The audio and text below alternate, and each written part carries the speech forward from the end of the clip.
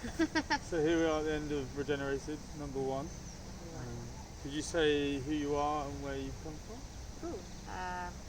My name's Cedar, and I have travelled from just outside of Bristol. Do you want me to say more? Yeah, what kind of settings do you work in? So I work for and I co-run a self-directed learning community called the Greenhouse. We work with children between the ages of 6 and 13. And we are inspired by agile learning centers and self-direction. It's a very free space for children to co-create their learning environment. And what drew you to coming here? I was very attracted to the idea of rest in education.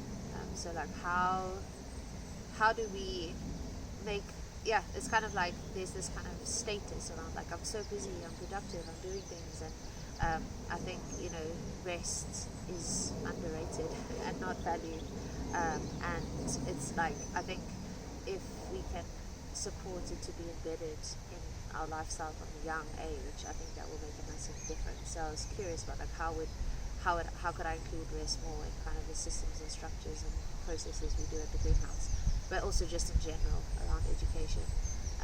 So I think that was one of the things. The other thing is like I think when you pioneering a new way of doing education, it can be quite lonely and isolated. And there are like other projects that we connect with, but it's almost like like-minded. So it's like all similar type of people, similar ideas and passions. And I think one of the things that really drew me to this particular retreat was the space to interact with people who are working in schools and working in other like education settings that weren't in this niche, like we're actually completely different. And like what can I learn from that, what can we learn from each other?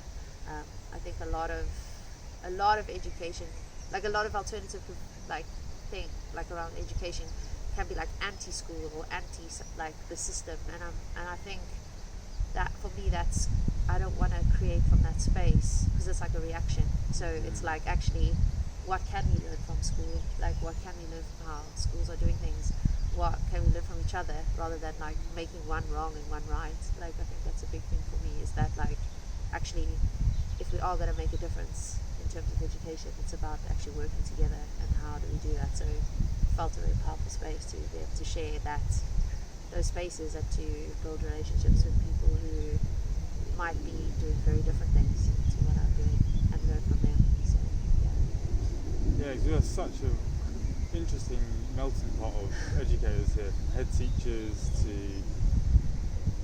people working agile learning centres, self-directed learning, facilitators in youth justice organisations. Yeah. Ecstatic dancers, music teachers, leaders of land projects that are doing like environmental education land projects, working in and outside mainstream. It's been really fascinating to see how people work with different creative constraints in their different settings, and yet we can all be learning with and from nature and from each other in this space. Exactly. I'm curious, what are some of the things that you've experienced this weekend that are sticking with you as we're leaving? I think the biggest thing, I was like kind of like, okay, what can I learn to like apply to my setting, especially around rest? And I think the most powerful thing for me was like being faced with like my own relationship to rest, and like how difficult I find it to rest. And actually that if I think one of my beliefs is that like if we want to like teach something or imbibe it into something we do, we need to embody it. Like actually just talking about something, it's not going to create a change. It's like if I actually embody it. So I think for me it was like the embodied experience of resting and slowing down, and I made a purposeful choice to do most of the embodied activities rather than a lot of the talking things, and that made a massive difference. And also I felt like I gleaned so much learning from the embodied things, that it wasn't like, oh, I learned less, or it was actually like, wow, I learned so much more. What sort of embodied things can you give a flavour? Yeah, so I did like, one was a meditation walk. That was 20 minutes, but it was just that like slowing totally down, listening, hearing the reflection of the group as well afterwards. The solo like going into the woods for 1.5 hours, like that was, I've done like that before but not for that length of time, and it was just really powerful to see what came up and what like actually came to me, which is that was really powerful. The kind of movement, there was a lot of like whenever a session was started, like we did like a movement or some form of meditation, or something of like really getting into your body, like a dance activity, and all of that. I felt like I accessed my feeling body like very much quicker, and was much more clear, so it took less time for me to access what I wanted to share. And I think also I was able to articulate that quicker, like that if I hadn't had that time to kind of like ground and be in my body. And I think just I think one of the big things that stands out was like just the constant like invitation to do, like there was never this like, this is what we're doing, you do this, and I think that's one of the things I've been intrigued by of people who run conferences or retreats for like alternative education, is that often they run it, my experience is that they've run it in the manner of the old style of education. Like, this is a conference, you sit down, you listen to a talk, and I'm like, but we're wanting to change it, like shouldn't we be doing this like completely different? And I think that really stood out to me this weekend. It was like there was co-creation, there was space for not doing the activity, there was space for watching, there was space for offering things, there was like, it was so co-created and so much about like, well, how do you learn best, and follow that, like go with that, or if you want to stretch your edge, like try something different. And so that felt really powerful. And I think being like in a space that's so connected to nature as well really makes a big difference. It kind of, nature just rests. It has a cycle of rest, so it's like it's almost holding us in that bodily experience. So. It invites us into that rhythm. Exactly. Or being with the fire in the evenings as well. Doing something in the morning with the sunrise. And I think also there wasn't a hierarchy. I didn't feel this like, these are the main sessions, and then these are like the add-ons, and then these are like the fire, which is like this kind of social aspect. It wasn't like, which is what I struggle with, like formal education, is that it's like, this is maths and this is but that doesn't exist in reality. Everything is so interconnected, and I felt that was embodied in the weekend. It was like, it wasn't like, okay, now we're doing rest and now we're doing activity. It was like everything was threaded through, like the fire and singing songs around the fire felt as significant and important part as like maybe an open session or a big discussion on what is regenerated education. Like it wasn't like differentiated as like, this is the learning and this is the play. It was like, I don't know, that really stands out for me. Yeah, exactly. It's like doing life together. And also I love the way you and Nikki constantly checked in with the group, and it was like, well, this is what we got planned, how's the vibe, like who, energy levels of like who feels up for this, and there's a real flexibility and responsiveness. So I guess that like combination of structure, clarity, what's happening, so there's a safe container, but then also the flexibility to be responsive to what was emerging. And how people to find their own, tune into their own needs in that way. Exactly. Well, so we're here at the end, everyone's getting ready to leave. We've had a really beautiful gratitude circle closing. I'm wondering what your hopes are for this community and this body of work.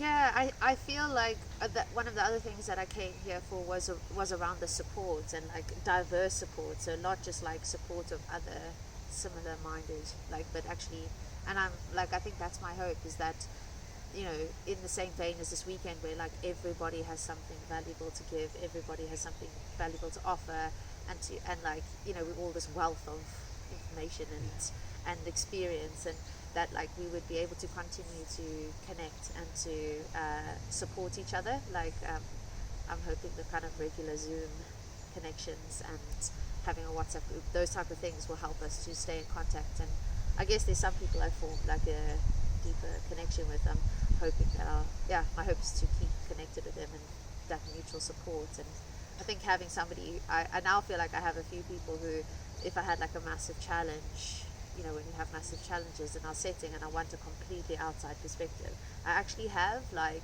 2 or 3 people I feel I could actually give a call and say, hey, do you have half an hour to like listen to this? And and I feel like they would, I would be up for that in response, and that feels really nourishing, good. yeah, and really supportive. And it's not people who are already in it, like, or who have, I feel like I'll be able, they'll help me see my blind spots, because it's like they're totally not in it, so I'll have to explain. And like, it just feels like a very diverse support. Yeah, exactly. Yeah. Great, thank you. And I guess if you were to say a few words to someone who was thinking about coming next year and joining us as this growing, emerging community. I mean, maybe there's nothing, but maybe it's like.